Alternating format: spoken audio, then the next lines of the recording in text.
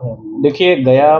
Police के द्वारा नक्सलियों के खिलाफ लगातार कार्रवाई की जा रही है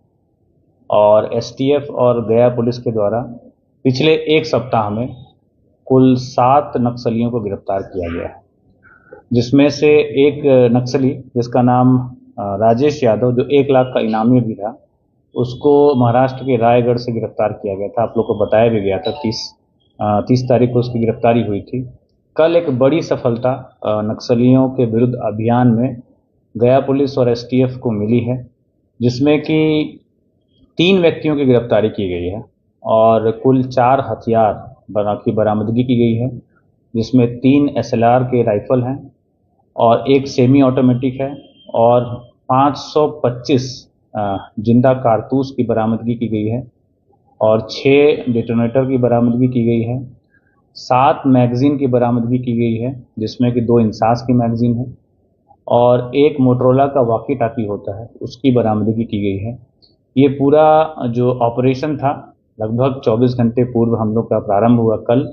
जिसमें कि एक रुपेश पासवान करके एक व्यक्ति है, जो कि इमामगंज का ही रहने वाला है, कादिरगंज के पास का।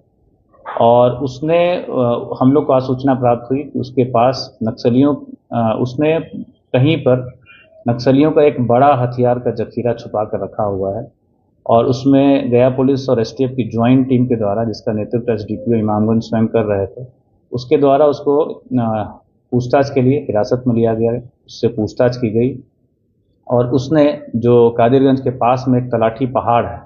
उसके पास के जंगल में ले जाकर ये पूरे जो हथियार का जखीरा था, 4 राइफल और 525 कारतूस और अन्य सामान, उसकी बरामदगी हुई। एक केन बम भी बरामद हुआ, जिसको कि हमारा जो बम डिस्पोजल स्क्वाड है उसके द्वारा उसको निष्क्रिय किया गया और उसके बाद उसकी पूछताछ के आधार पर 2 अन्य व्यक्ति, एक उदय कुमार जो कि सोहेल सलैया के रहने वाले हैं और बबलू कुमार जो कि जगतपुर लकड़ाई भदवर थाना अंतर्गत रहने वाले हैं, इनकी भी गिरफ्तारी सुनिश्चित की गई। और पूछताछ में ये सामने आया कि जो एक नक्सली कुख्यात था, जिसकी हत्या हुई थी फरवरी माह में, उसी का ये हथियार था और हत्या के कुछ दिन पूर्व उसने जो रुपेश है और साथ में जो 2 लोग और गिरफ्तार हुए हैं, उदय और बबलू, उनकी सहायता से उसने इस